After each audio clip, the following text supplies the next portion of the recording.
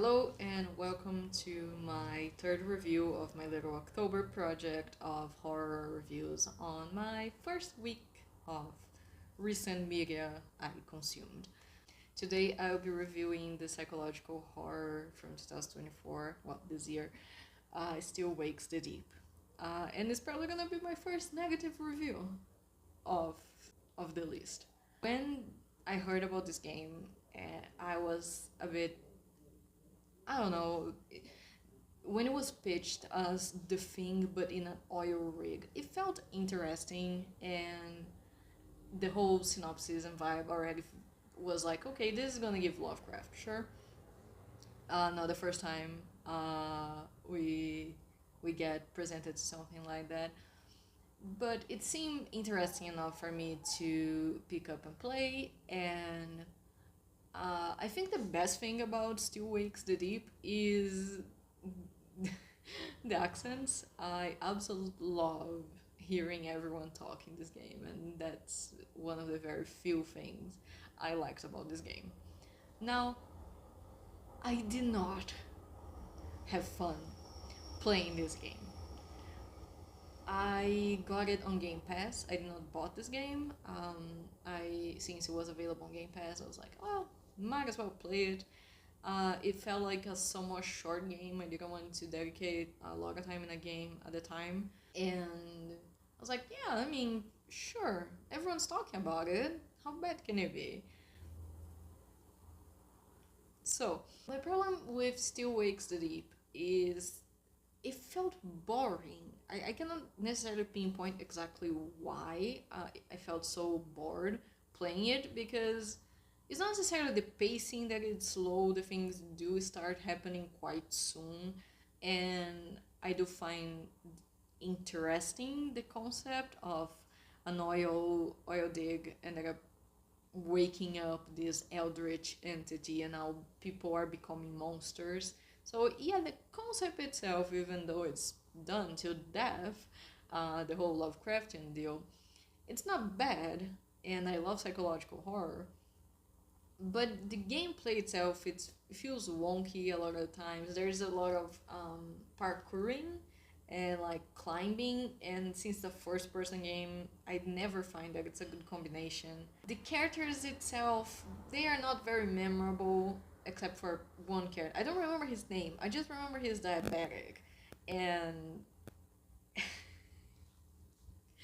I'm gonna go on a tangent here, so welcome to my a little bit unhinged tangents that will happen a lot. So there is this character who is diabetic, and he's like the best friend or one of the best friends of the protagonist. And at some point, you get to him, and he is not feeling well because he's being like stuck in the kitchen for like a long time, and presumably his blood sugar is low because, well, I imagine that's why he's about to pass out. You usually don't pass out when your blood sugar is high, unless it's been high for a lot of time, which means you haven't been taking your insulin for weight.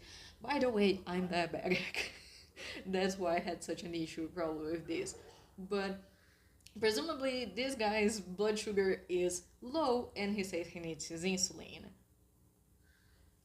You don't take insulin when your blood sugar is low, but anyway. And then the worst part is, like, I saw this mistake being played out in so many media by now that I'm just like, well, sure, no one can like read about diabetes, right? You just need to guess that insulin is the cure for everything.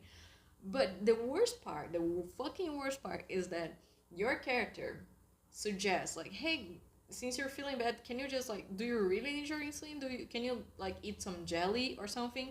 And then the character who's diabetic like mocks your character for doing this suggestion, like, oh yeah, you fucking cure diabetes. Eat some fucking jelly, you're a genius. Like, in a mocking sense. But the worst part is, if you have low blood sugar and you eat some jelly, it will help. It will fucking help. I have diabetes ever since I was 5 years old. I'm 28 years old. Well, 27, I'll be 28 in a few months. But I was just like, if that's the true horror of Still Wakes the Deep, how they got diabetes so ridiculously wrong. And also, this character dies later on in the game, not because a monster got to him, because I think he didn't manage to get to his insulin. I think that's how I would die in a horror scenario. I think about that a lot, that in a zombie apocalypse I would probably just blow myself up with the zombies because I wouldn't be able to get the medicine I need. But okay, tangent done. Back to the game. We follow the protagonist called Cass, or Cameron McCleary, and he is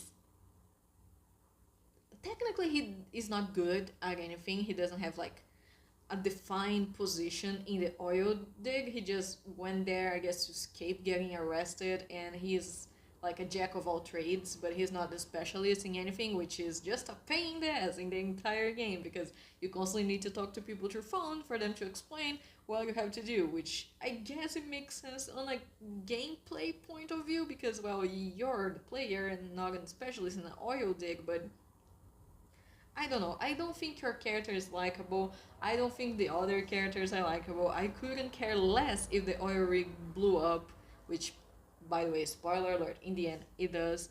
The gameplay, it's weak. I think it would be more interesting if there were, I guess, puzzles. Maybe it would make the game better, or maybe not.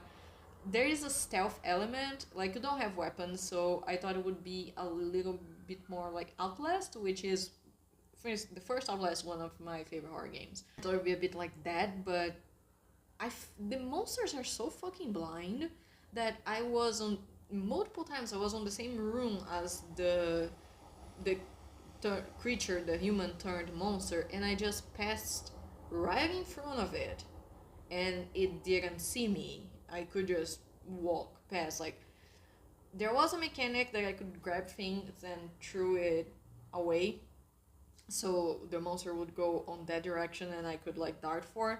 But after I realized it was not really necessary because the monsters didn't really see me, I don't know. I really had to push myself to finish this game. It was not enjoyable. There was also the parts where your character seemed to be losing his mind, so that the screen goes all blurry and red, and it just gave me a headache. I felt like I was losing my mind playing the game. Maybe that was what the publisher was trying to achieve.